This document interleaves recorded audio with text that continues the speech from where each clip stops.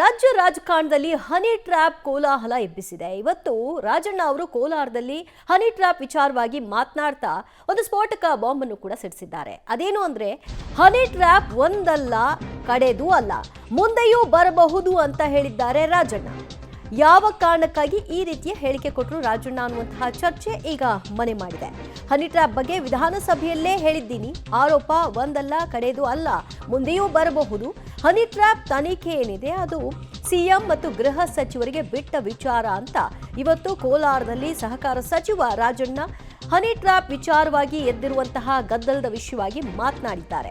Honey trap ತನಿಖೆಗೆ ಒಪ್ಪಿಸಬೇಕು ಅನ್ನುವಂತಹ ಪಟ್ಟನ್ನ ವಿಪಕ್ಷಗಳು ಎತ್ತಿವೆ. ಈ ನಡುವಲ್ಲಿ ಅವರು ದೂರನ್ನ ಕೊಟ್ರೆ ನಂತರ ಅದರ ಆಧಾರದ ಮೇಲೆ ತನಿಖೆ ಮಾಡ್ತೀವಿ ಅಂತ ಗೃಹ ಸಚಿವರು ಹೇಳಿದ್ರು.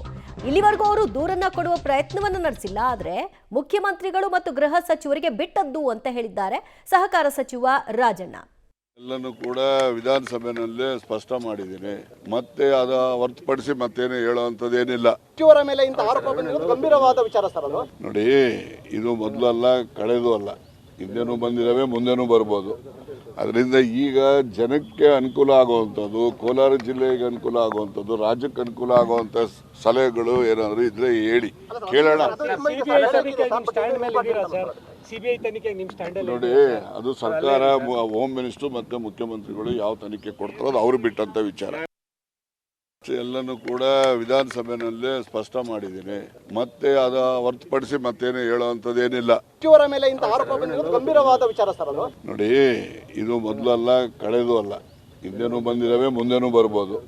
ಅದರಿಂದ ಈಗ ಜನಕ್ಕೆ ಅನುಕೂಲ ಆಗುವಂಥದ್ದು, ಕೋಲಾರ ಜಿಲ್ಲೆಗೆ ಅನುಕೂಲ ಆಗುವಂಥದ್ದು, ರಾಜ್ಯಕ್ಕೆ ಅನುಕೂಲ ಆಗುವಂಥ ಸಲಹೆಗಳು ಏನಾದರೂ ಇದ್ರೆ ಹೇಳಿ ಕೇಳೋಣ.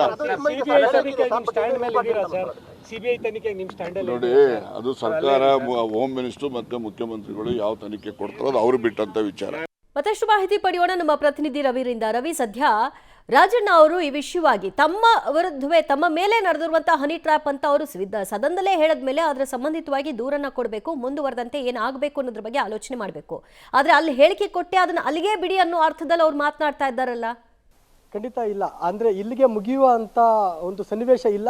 ಈ ವಿಚಾರ ಮುಂದೇನೂ ಕೂಡ ಪ್ರಸ್ತಾಪ ಆಗಬಹುದು ಅನ್ನುವಂಥ ವಿಚಾರವನ್ನ ಸದ್ಯಕ್ಕೆ ಅವರು ಕೋಲಾರದಲ್ಲಿ ಪ್ರಸ್ತಾಪ ಮಾಡಿರ್ತಕ್ಕಂಥದ್ದು. ಈಗಾಗಲೇ ಸಿಎಂ ಜೊತೆಗೆ DCM ಅವ್ರ ಜೊತೆಗೆ ಮಾತನಾಡಿದ್ದೇನೆ. ಜೊತೆಗೆ CBI ತನಿಖೆ ವಿಚಾರವಾಗಿ ಕೂಡ ನಾವು ಪ್ರಶ್ನೆ ಮಾಡಿದ್ದಕ್ಕೆ ಈಗಾಗಲೇ ಗೃಹ ಸಚಿವರು ಜೊತೆಗೆ DCM ಅವರಿಗೆ ಬಿಟ್ಟ ವಿಚಾರ ಅದು ಕೂಡ ಅನ್ನೋ ಒಂದು ವಿಚಾರವನ್ನು ಇವತ್ತು ಕೋಲಾರದಲ್ಲಿ ಪ್ರಸ್ತಾಪ ಮಾಡಿದ್ರು. ಅವರು ಮೊದಲಿಗೆ ಹನಿ ಟ್ರ್ಯಾಪ್ ವಿಚಾರ ಇದೇ ಮೊದಲಲ್ಲ, ಜೊತೆಗೆ ಮುಂದೇನೂ ಕೂಡ ಈ ವಿಚಾರ ಪ್ರಸ್ತಾಪ ಆಗ್ಬೋದು ಅನ್ನೋ ಒಂದು ಮಾಹಿತಿಯನ್ನು ಸದ್ಯಕ್ಕೆ ಅವರು ಕೊಟ್ಟಿರ್ತಕ್ಕಂಥದ್ದು. ಅಂದ್ರೆ ಹನಿ ಟ್ರ್ಯಾಪ್ ವಿಚಾರ ಈಗಾಗಲೇ ರಾಜ್ಯದಲ್ಲಿ ಸಾಕಷ್ಟು ಸದ್ದು ಮಾಡ್ತಾ ಇದೆ.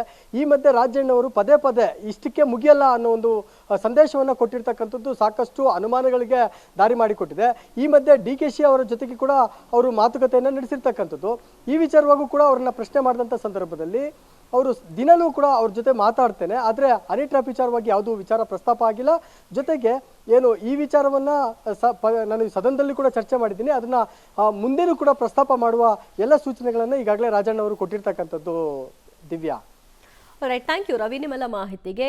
ರಾಜಣ್ಣ ಅವರು ಒಂದು ಕಂಪ್ಲೇಂಟ್ನ ಕೊಡಬೇಕು, ಮುಂದುವರೆದಂತೆ ತನಿಖೆ ಆಗುವಂತೆ ನೋಡ್ಕೊಳ್ಬೇಕು. ಇಂದಲ್ಲ, ಮುಂದೆ ಬರಬಹುದು. ಆದರೆ ಇವತ್ತು ಅವ್ರ ಮೇಲೆ ಆರೋಪ ಬಂದಿದೆ. ಅವ್ರ ಮೇಲೆ ಬಂದಿರೋ ಆರೋಪವನ್ನು ಅವರು ಅವರ ಮೇಲೆ ನಡೆದಿರುವಂತಹ ಹನಿ ಟ್ರ್ಯಾಪ್ ಪ್ರಯತ್ನ ಆಗಿರೋದ್ರಿಂದ ಅದರ ವಿರುದ್ಧವಾಗಿ ಏನು ಕ್ರಮ ತೆಗೆದುಕೊಳ್ಬೇಕು ಅನ್ನೋದ್ರ ಬಗ್ಗೆ ಆಲೋಚನೆ ಮಾಡಬೇಕು. ಈಗ ನಾನು ಈ ವಿಷಯವನ್ನ ಹೇಳಾಯ್ತು, ಇನ್ಯಾರ್ದೋ ಹೆಸರನ್ನ ಕೆಡಿಸಾಯ್ತು, ಇಲ್ಲಿಗೆ ಮುಗೀತು ಅನ್ನೋ ಧಾಟಿಯಲ್ಲಿ ಹೋದ್ರೆ ಇದು ಸರಿಯಲ್ಲ ಅಂತ ಕಾಣಿಸುತ್ತೆ.